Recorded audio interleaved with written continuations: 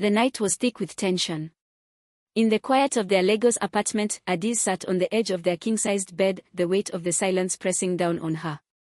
Her eyes darted to the clock, 11:47 p.m. Chinedu should have been home hours ago.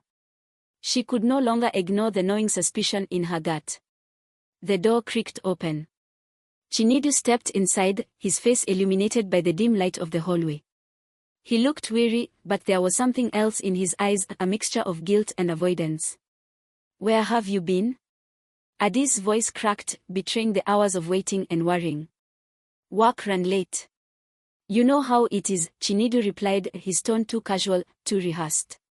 "Every night, Chinedu. This is the third time this week." Adaze's frustration spilled over, tears pooling in her eyes. "What's really going on?" Chinedu sighed, running a hand through his hair. "I just need some space, Ada. Things have been different." Adaze's heart sank. She knew what he meant. Since she'd gained weight due to her thyroid condition, Chinedu had become distant.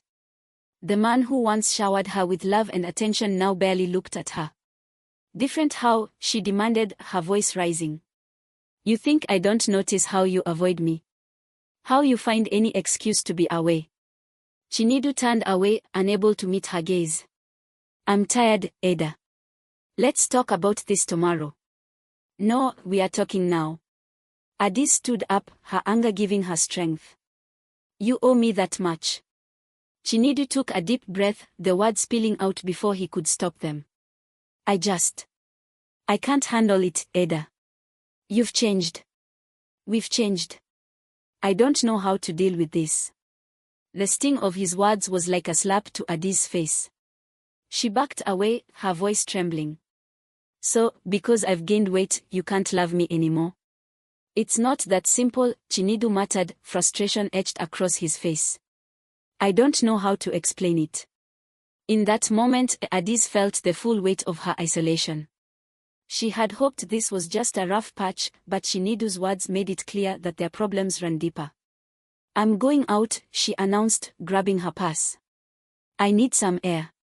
Chinedu didn't stop her as she walked out the door, the finality of his silence echoing in the empty apartment. As she wandered the streets, Adaze found herself outside a small community center. A poster caught her eye, Women's Support Group, Find Your Strength. With nothing to lose, she stepped inside. The room was filled with women of all shapes and sizes, their faces radiating warmth and understanding. For the first time in months, Adaze felt a glimmer of hope. She introduced herself and soon found solace in their shared experiences. They talked about self-esteem, body image, and the pressures they faced. Adaze realized she wasn't alone. Over the next few weeks, Adaze began to reclaim her confidence. She started exercising, not to please Chinedu, but to feel better for herself. The support group became her sanctuary, a place where she could be vulnerable and strong. Meanwhile, Chinedu grappled with his own feelings. He couldn't ignore the emptiness Adaze's absence left. One night, he found a letter from her support group. Reading the stories of other women opened his eyes to the pain he had caused.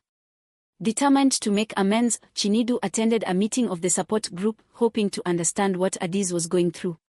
Seeing her speak with such passion and strength moved him deeply. After the meeting, he approached her, his heart pounding. "Ada, can we talk?" Adaze looked at him, surprised but composed. "What do you want to talk about?" "I've been a fool," Chinedu admitted, his voice heavy with regret.